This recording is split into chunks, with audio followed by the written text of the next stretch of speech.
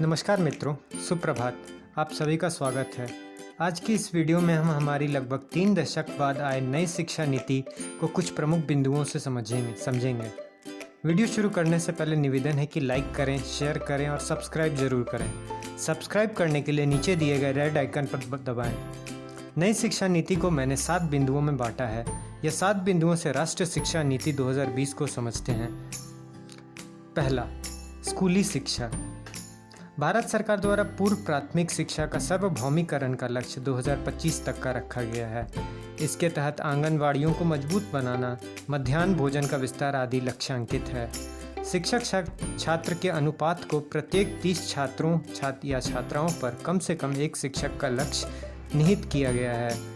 यदि नए पाठ्यक्रम की विशेषता पर ध्यान दें तो इसे अब 5-3-3-4 का डिज़ाइन दिया गया है तथा उम्र वर्ष 3 से 18 वर्ष निर्धारित की गई है। 5-3-3-4 का अर्थ है 5 अर्थात मूलभूत चरण, जिसके अंतर्गत नर्सरी, LKG, UKG, कक्षा 1 और कक्षा 2 की पढ़ाई सम्मिलित है। अगला 3 है प्रारंभिक चरण, जिसके अंदर ग्रेड 3 से लेकर ग्रेड 5 तक को सम्मिलित किया गया है। उसके अगला 3 है मध्य चरण, जिसमें ग्रेड 6 से लेकर ग्रेड 8 तक को सम्मिलित किया गया है तथा अंतिम 4 वह है माध्यमिक चरण, जिसके अंतर्गत ग्रेड 9 से ग्रेड 12 को सम्मिलित किया गया है। शैक्षणिक पुनर्रचना किया गया है, परिवर्तन किया गया है, जैसे कि भाषा दक्षता, वैभाविक स्वभाव, नैतिक तर्क का समावेश आदि। यह शिक्षा प्रणाली में बदलाव के फायदे यह हैं कि देश के हर बच्चे के लिए समान और समावेशी शिक्षा का प्रावधान होगा तथा कम प्रतिनिधित्व वाले समूह, जिन्हें हम URG भी कहते हैं, उन पर विशेष ध्यान दिया जाएगा। रणनीति के तहत लक्षित जिलों में वित्त पोषण तथा सहायता प्रदान की जानी है। दूसरे बिंदु की तरफ बढ़ें तो इसमें यूनिवर्सल एक्सेस एवं रिटेंशन को ध्यान दिया जा सकता है। जी हाँ, यूनिवर्सल एक्सेस एवं रिटेंशन के अंतर्गत मौजूदा स्कूल में के प्रवेश में वृद्धि तथा दीर्घकाल तक स्कूल न जाने वाले किशोरों के लिए कार्यक्रम का तथा शिक्षा का अधिकार 12वीं तक बढ़ा दिया गया है। दूसरे बिंदु में महत्वपूर्ण तथ्य भाषा को लेकर है।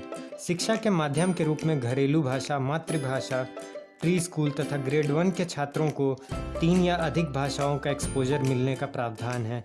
माध्यमिक विद्यालयों के दौरान वैकल्पिक रूप में विदेशी भाषा का भी चुनाव किया जा सकता है तथा संस्कृत को वैकल्पिक भाषा के रूप में पेश किया जा सकता है। यदि तीसरे बिंदु की तरफ चलें तो यह उच्चतर शिक्षा में है। जी हाँ, उच्चतर शिक्षा 12वीं के बाद के लिए संस्थागत पुनर्गठन तथा समेकन किया गया है। लगभग 15,000 बड़े बहुविषयक संस्थानों में 800 विश्वविद्यालयों और 40,000 कॉलेजों का एकीकरण करना है।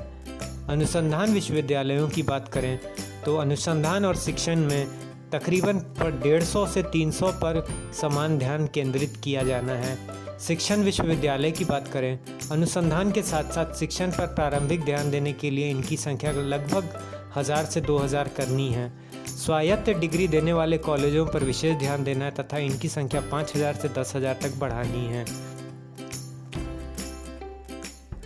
मिशन नालंदा तथा मिशन तक्षशिला। जी हाँ, मिशन नालंदा के तहत समान क्षेत्र वितरण के साथ 2030 तक कम से कम 100 टाइप 1 और 500 टाइप 2 HEI कार्य करेंगे।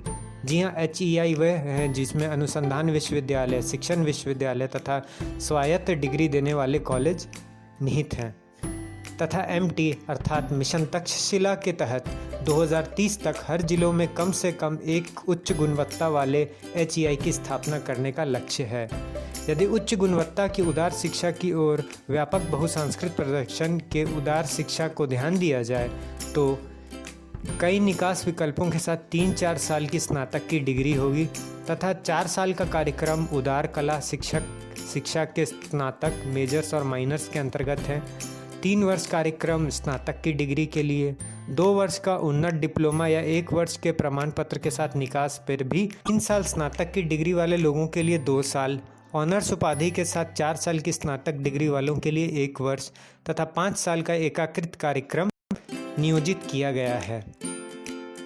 बढ़ते हैं चौथी बिंदु की तरफ।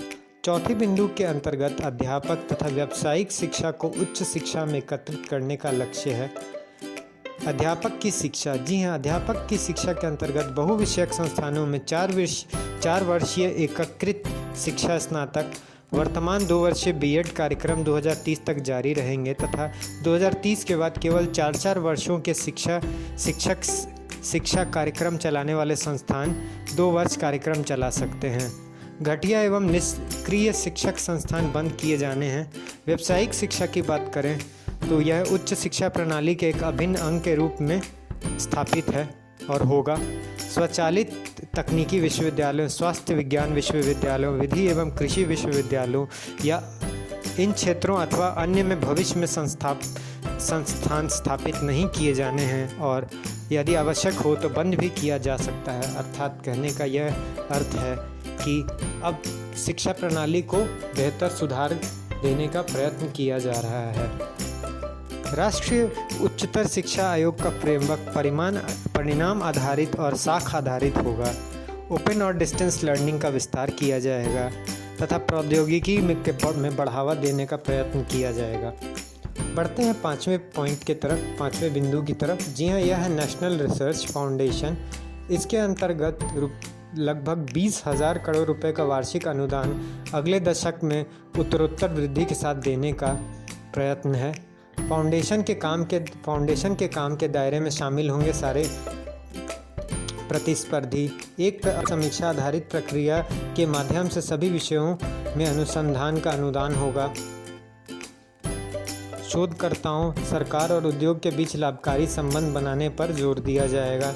विशेष पुरस्कारों और सेमिनारों के माध्यम से उत्कृष्ट शोध को मान्यता देने का प्रयत्न किया जाएगा तथा वयस्क शिक्षा के लिए एनसीएफ से जुड़ी शिक्षण सामग्री मूल्यांकन और प्रमाणन का निहित किया जाएगा। यदि छठे बिंदु की तरफ बढ़ें तो इसके अंतर्गत भारतीय भाषाओं का प्रचार पर जोर देने का प्रयत्न है। जी हाँ, भारतीय भाषाओं में भाषा, साहित्य, वैज्ञानिक शब्दावली पर ध्यान दिया जाना है। देश भर में मजबूत भारतीय भाषा और साहित्य कार्यक्रम पर ध्यान दिया जाना है। भाषा शिक्षकों और अध्यापकों की भर्ती की जानी है। भाषाओं पर केंद्रित शोध किए जाने हैं तथा पाली, फारसी और प्राकृत के लिए राष्ट्रीय संस्थान स्थापित किया जाना है। Indian institute of translation and interpretation IITI की स्थापना विभिन्न भारतीय भाषाओं के साथ साथ विदेशी भाषाओं और भारतीय भाषाओं के बीच महत्व की सामग्री के उच्च गुणवत्ता वाले अनुवादों को करने के लिए की जाएगी। वैज्ञानिक और तकनीकी शब्दावली आयोग के लिए अधिदेश को नए सिरे से और विस्तारित किए जाएंगे, जिसमें सभी विषयों और क्षेत्र में शामिल हों, न कि केवल भौतिक विज्ञानों को शामिल किया जाए। यदि राष्ट्रीय शिक्षा आयोग की बात करें तो राष्ट्रीय शिक्षा आयोग को सर्वोच्च निकाय का उपाधि देने का प्रयत्न है। प्रधानमंत्री की अध्यक्षता में इसे गठित किया जाएगा। केंद्रीय शिक्षा मंत्री इसके उपाध्यक्ष के तौर पर दिन प्रतिदिन के मामलों के जिम्मेदारियों से सीधे निर्वहन करेंगे। आयोग के सभी सदस्य उच्च विशेषज्ञता वाले लोग होंगे तथा जनता का रिकॉर्ड होगा। राज्य शिक्षा आयोग या राज्य शिक्षा आयोग का गठन कर सकते हैं। बढ़ते हैं 7वें एवं अंतिम बिंदु की तरफ। इसके अंतर्गत वित्त पोषण शिक्षा का अनुग्रहण है। केंद्र और राज्य सरकारों द्वारा सार्वजनिक निवेश में वृद्धि 10 वर्ष की अवधि में कुल सार्वजनिक व्यय का 20% है। मुख्य संज्ञान क्षेत्र होंगे बाल शिक्षा का विस्तार और सुधार, मूलभूत साक्षरता और संख्यात्मकता सुनिश्चित करना, स्कूल परिसरों को पर्याप्त और उपयुक्त पुनर्स्थापन करना, भोजन एवं पोषण, नाश्ता एवं दोपहर का भोजन का प्रबंधन अच्छे से करना, कायाकल्प, सक्रिय प्रचार और निजी परोपकारी गतिविधि के लिए समर्थन तथा सार्वजनिक शिक्षा में पर्याप्त निवेश हेतु प्रयत्न किए जाने हैं। अंततः यही कहना चाहूँगा कि नई शिक्षा नीति आई है और यह हमारे भले के लिए ही है। वीडियो अच्छा लगे तो लाइक ज़रूर करें, शेयर करें एवं कमेंट ज़रूर करें। धन्यवाद।